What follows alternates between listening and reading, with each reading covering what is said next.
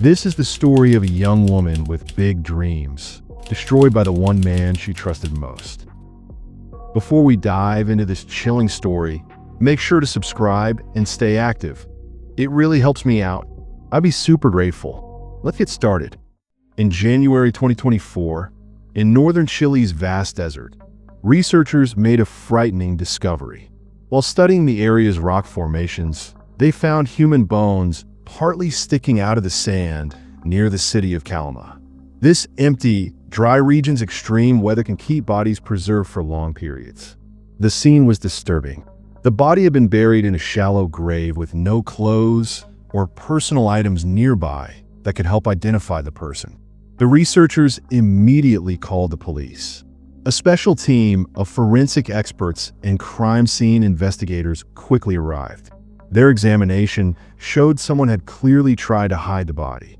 Digging in this hard, rocky desert ground would have taken serious effort, yet someone had managed to create a shallow burial spot. Soon, authorities confirmed the remains belonged to a woman. Early forensic tests showed she had died violently. Damage to the bones suggested her death wasn't quick or painless. News of the discovery spread fast through local media that evening. TV reports shared details about the found remains and wondered if they might connect to famous unsolved missing person cases. The story blew up on social media, with many people remembering a shocking disappearance from 2022 that had gripped the nation. The victim was later identified as Javiera Himenez, who grew up in Chile in a loving family. As the oldest daughter, she learned responsibility early. Her hardworking parents taught her the value of determination and self-reliance. Even as a child, Javiera stood out for her energetic, ambitious personality. In school, she excelled in math and science, but truly loved working with people. She had a natural talent for connecting with others and was always willing to help, building strong relationships wherever she went. Her ability to understand people's needs made her particularly good at bringing others together and solving problems. From a young age, Javiera dreamed of becoming a dentist. After finishing high school, she started college to study dental care. Her goal was to become an expert in her field and one day open her own clinic. She worked hard, juggling her studies with a part-time job at a bar, where she welcomed customers and kept the place lively. The job helped her earn money while improving her people skills.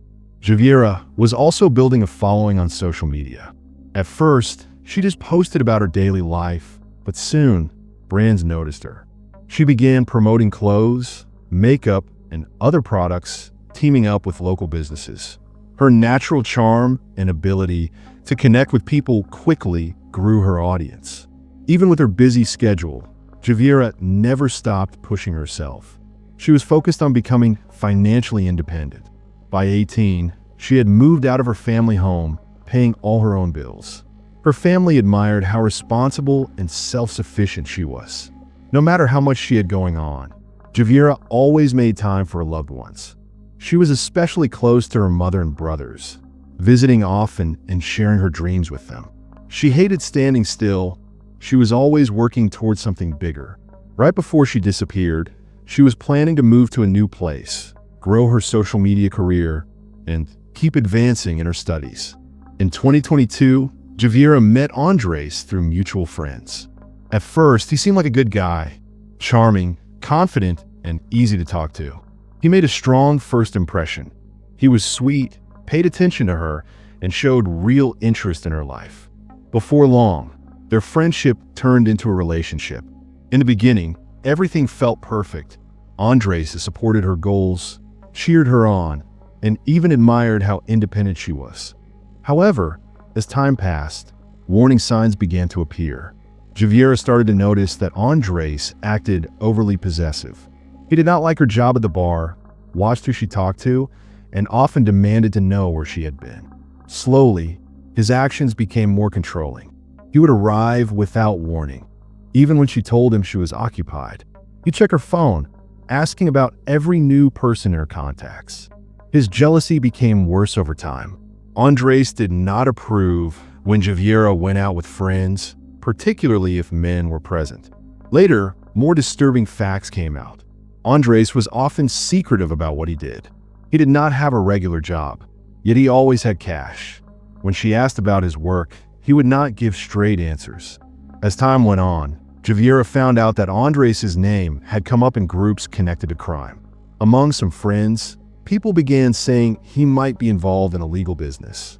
There were quiet talks that he could have taken part in stealing and selling copper without permission. A few people warned Javiera to be careful, but at first she did not take these warnings seriously. The moment everything changed in their relationship was when Javiera knew for certain that Andres was hiding a second life. She did not want any connection to crime and did not wish to be near someone who could put her at risk. Eventually, she decided to break up with him, telling him she did not see a future together. But Andres would not accept her choice. He kept following her, calling over and over, appearing without notice, and trying to persuade her to return. He did not believe she meant it when she rejected him. He was sure she would change her mind. When Javiera began avoiding him, Andres became even more aggressive, threatening that he knew all about her and would not allow her to leave. Javiera had no way of knowing that ending the relationship would lead to something final. August 26th, 2022 seemed like a normal day for Javiera at first. She met with her mother, Gladys Gallegilios, to spend time together before her move. They visited a shopping mall, ate lunch, and talked about the new life Javiera was about to start. She had been excited for this fresh beginning. Since her parents were moving, she planned to stay in their house, giving her more freedom. During their talk, Javiera shared her dreams for the future. She spoke about building her career, making more money through social media, and finishing her education. She was full of excitement and big plans. Gladys saw how happy her daughter seemed, and it made her glad. After their time out, they went back home, where Javiera helped her mother with chores. She had already packed her things for the move and was prepared for this next step. That night, before she left, Javiera told her mother she was staying at a friend's place. This was not unusual. She often slept over at friends' homes. When she got to her friend's house, she and her mother kept texting. They talked about the move and shared thoughts like they always did. Nothing seemed out of the ordinary. But as midnight came closer, a message arrived that changed everything. Andres Sutter had texted her, "I found your dog." For Javiera, this was very important news. Her dog, Lucky, had disappeared a few days earlier, and she had been looking for him constantly. She had posted about it on social media, offering money to anyone who helped bring him home. Losing Lucky had been very painful for her, so Andres' message made her react right away. She texted her mother to say she had reached her friend's place, but after that, she never replied again. A few hours later, every call to her phone went unanswered. The next day, Javiera was supposed to come home, but she never arrived. Her family started calling her friends, but no one knew where she was. Her disappearance happened suddenly. The only hints her loved ones had were their last talk with her and a message that would later become an important part of the investigation. Javiera Himenez's disappearance deeply troubled her family and friends. Yet the one person who did not seem worried at all was Andres Sutter. When Gladys Gallegilios finally reached him, his reply was cold, with no sign of concern. When she asked where her daughter was, he calmly said he did not know. Then he started telling his side of the story. According to him, that night he had met Javiera to help her look for her missing dog. They had driven to several places, but they did not find the dog. To help her forget about it for a while, he suggested they go to Calama, the city where he grew up. In his version, Javiera agreed. She had a suitcase with her since she was getting ready to move the next day, so she might have planned to stay at his place overnight. From there, his story started to have more problems. He claimed that during their trip, they had a fight. According to him, Javiera suddenly noticed her suitcase was gone. He said it must have fallen out of the trunk.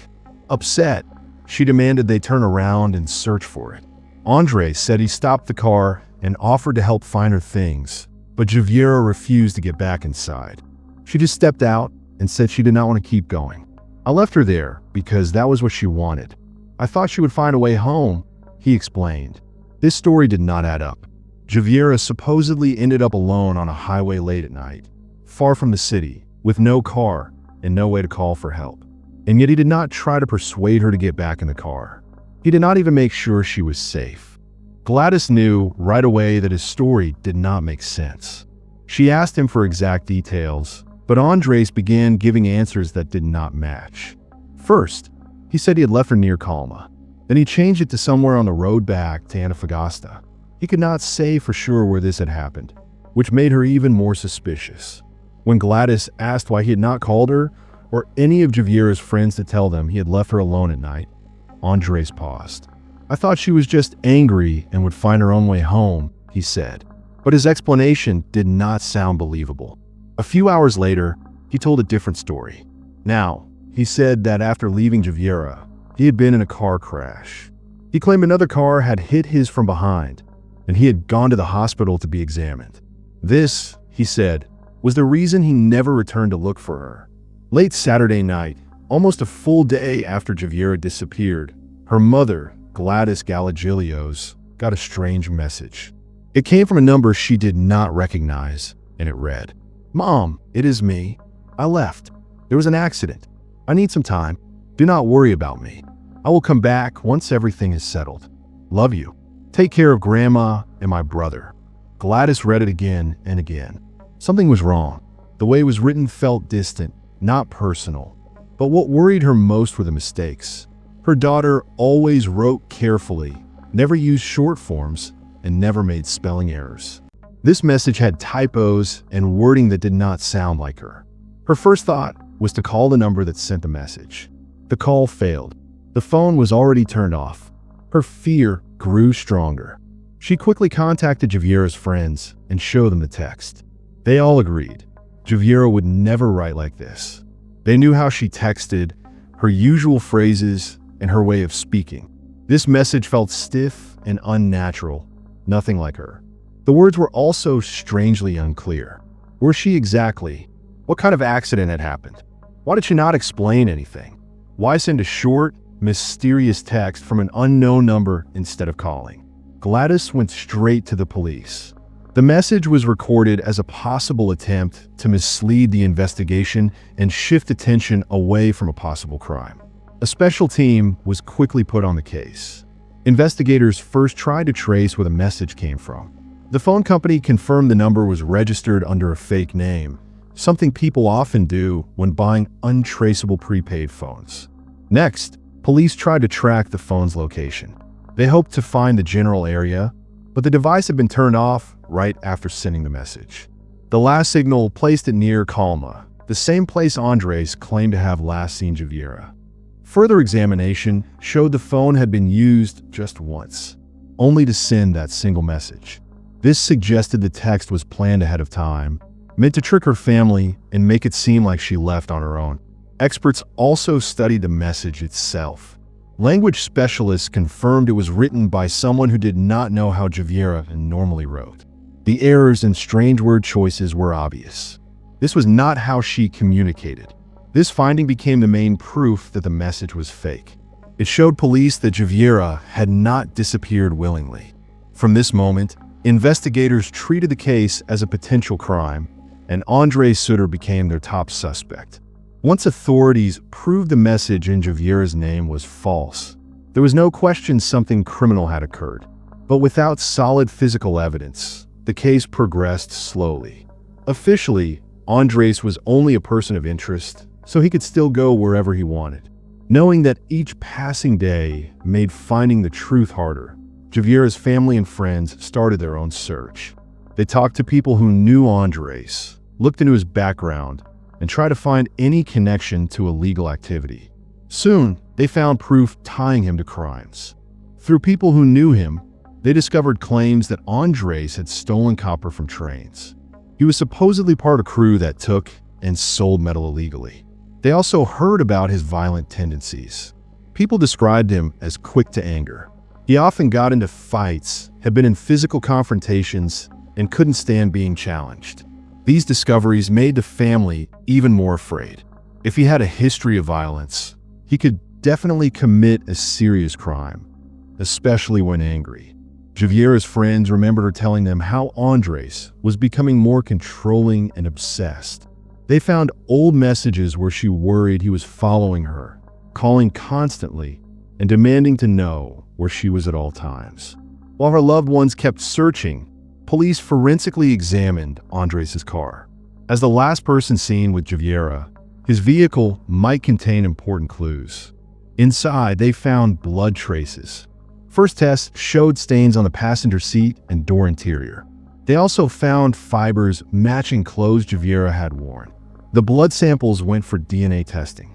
Days later, the results confirmed everyone's worst fears. The blood was Javiera Himenez's. This completely destroyed Andres' story about dropping her off on the highway. If she left his car willingly, why was there blood inside? And if she was hurt, why didn't he tell anyone? Police also checked his car's GPS data. The records showed that on the night Javiera disappeared, Andres had indeed been driving toward Calma. However, instead of staying on a main road, he had turned onto a smaller path leading deep into the desert. His vehicle stayed in this isolated area for a long time before moving again. This discovery became crucial to the investigation. Police now suspected this remote spot might be where a crime took place or where important evidence was hidden. When Andres learned police had received forensic evidence, he knew his arrest was coming. His behavior shifted dramatically. He cut off contact with everyone, even close associates. The day before his scheduled police interview, he abruptly packed a bag and fled his apartment. Security cameras recorded him leaving his building with a small backpack and entering a waiting car. Neighbors confirmed he'd left suddenly without returning. Authorities quickly issued an arrest warrant, but he had already vanished. Investigators later found he'd used forged papers to cross the border.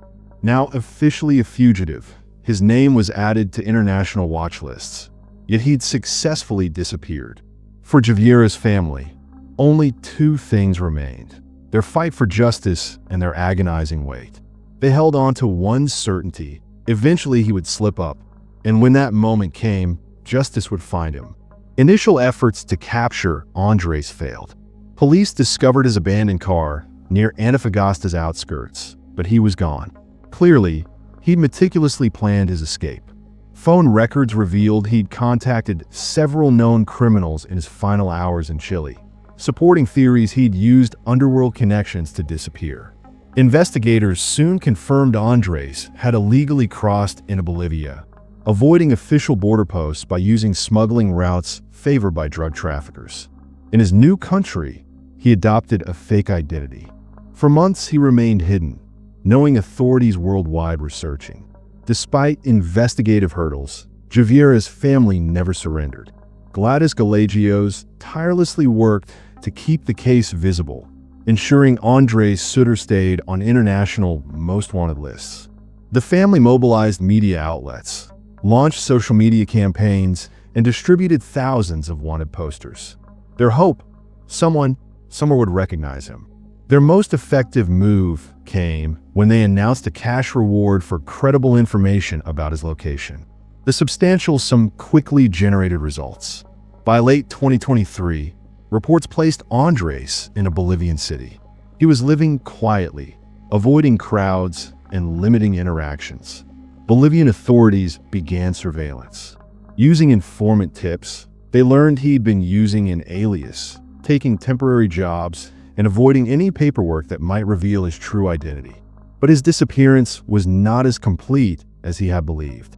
In January of 2024, a local resident who had been motivated by the reward money came forward to provide law enforcement with the exact location where Andres Sutter had been hiding. The authorities acted without delay, immediately launching a carefully planned operation to capture him. On January 5th, 2024, in a Bolivian city, police officers quietly surrounded the building where Andres Sutter had been staying. The operation was carried out with precision and speed. He did not put up any resistance and was taken into custody without incident. During the arrest, he displayed no signs of panic or violent behavior. He remained strangely calm, almost as if he had already come to terms with what was happening. This time, there would be no escape.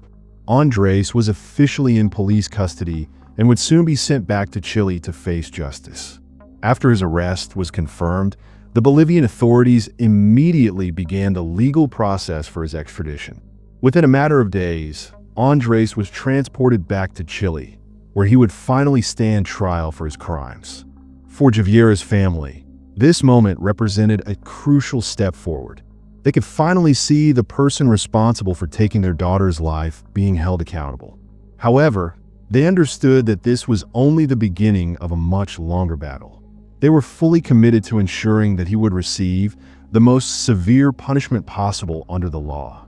Once Andres Sutter had been successfully extradited to Chile, he was immediately placed in a secure detention facility. The investigation then entered an important new phase.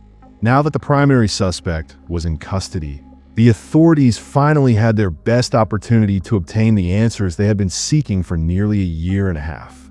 At first, he refused to cooperate. He avoided giving direct answers to questions and continued to insist that he had played no role in Javiera's disappearance. However, the investigators were well prepared. They had compiled an extensive collection of evidence that all pointed directly to his involvement. As the pressure continued to build, he eventually stopped denying the truth. In a voice that was completely devoid of emotion, he simply stated, "I killed her." His confession was delivered without any discernible feeling, as though he were stating an ordinary fact of life. There was no visible remorse, no attempt to explain or justify his actions. He did not try to portray himself as a victim, nor did he express any regret for what he had done. His tone remained disturbingly flat and calm throughout, as if he were describing an everyday occurrence rather than a horrific crime. The details he provided completely contradicted all of his previous statements to investigators. He admitted that he had not originally intended to harm Javiera, but after she had firmly refused to reconcile with him and had ended their relationship permanently, he had made a decision from which there would be no turning back. He had lured her in with a carefully crafted lie, telling her that he had found her missing dog. Trusting him completely and unaware of his true intentions, she had agreed to meet with him. According to his account, the crime had taken place late at night on a deserted stretch of highway. He had pulled the car over under the false pretense of searching for a suitcase that he claimed had fallen out of the trunk. When Javiera stepped out of the vehicle, he had delivered a single fatal attack. Afterward, he had driven further into the remote desert area, where he had dug a shallow grave and buried her remains, believing that the extreme conditions would effectively destroy any evidence of his crime. The day after he made his confession, investigators set out to locate the burial site using the coordinates he had provided. In mid-January of 2024, the authorities discovered human remains in the specified location. The site was carefully documented, a shallow depression in the ground, partially filled with sand. Forensic specialists immediately began the process of identifying the remains, though Javiera's family and loved ones already knew in their hearts what the results would show. A few days later, the forensic analysis confirmed their worst fears. The remains were positively identified as belonging to Javiera Himenez. The search had ended, but the battle for justice continued. Now her family insisted on the most severe punishment possible for the man who had taken Javiera from them. With his confession recorded, the case moved to the courtroom. There could be no debate about his guilt. His own admission, the collected evidence, and the recovery of Javiera's remains removed all uncertainty. The only remaining question was what sentence the court would impose. Javiera's family pleaded for the maximum penalty, life imprisonment with no chance of early release. They were convinced he remained a threat to others. For her mother, Gladys Galagios, this was the only acceptable outcome. She knew in her heart that if Andres ever walked free again, he would harm someone else. Prosecutors laid out their complete case before the court. Criminal experts testified that the murder had been planned in advance. The deceitful message about her dog, the deliberate choice to lead her to an isolated area, and his failure to seek help afterward all indicated cold calculation rather than impulsive action. Medical examiners presented documentation of injuries that proved this could not have been an accidental death. Yet the defense team worked to secure a lighter sentence. Their lawyer claimed his client deserved consideration because he had confessed without coercion and helped locate the body, actions that could technically count as assisting the investigation. They asked for mercy based on these procedural points. This legal maneuvering infuriated Javiera's loved ones. To them, it was painfully clear that Andres' confession came from desperation, not conscience. He had only told the truth when trapped by overwhelming evidence. He showed no real sorrow. His cooperation was just another calculated move to save himself. The legal proceedings stretched over weeks. Gladys attended every single hearing, silently witnessing each development. Though she never lost control emotionally, the steel resolve in her gaze never wavered. During the final session, the judge granted her the right to address the court. As the room hushed, she rose, fixed her eyes on the defendant, and spoke deliberately. "This man stole my daughter from this world. He ended her life, hid her body in the wilderness, then fled like a coward hoping to escape consequences. Not once has he shown genuine regret. If he ever leaves prison, he will kill again. I implore this court to deliver the only appropriate sentence: life without parole. This is not about vengeance. This is about justice." Her statement became the final words before the judge withdrew to consider the verdict. When the court reconvened hours later, the ruling was announced. Andres Suter stood convicted of the premeditated murder of Javiera Himenez. Given the brutality of the crime and his efforts to evade responsibility, the court condemned him to spend the remainder of his life in prison with no possibility of release. A wave of quiet relief swept through the courtroom. Gladys Galagios finally allowed her tears to fall as she hugged family members beside her. While this marked the conclusion of their legal fight, it could never erase their grief. Though nothing would bring Javiera back, at least justice had prevailed. Now Andres Suter would spend the rest of his life behind bars, exactly where he belonged. Thanks for watching, everyone. Your support means a lot to me, and you can help my channel grow by hitting that like button, dropping a comment, and sharing this video. Your engagement really makes a difference. See you soon.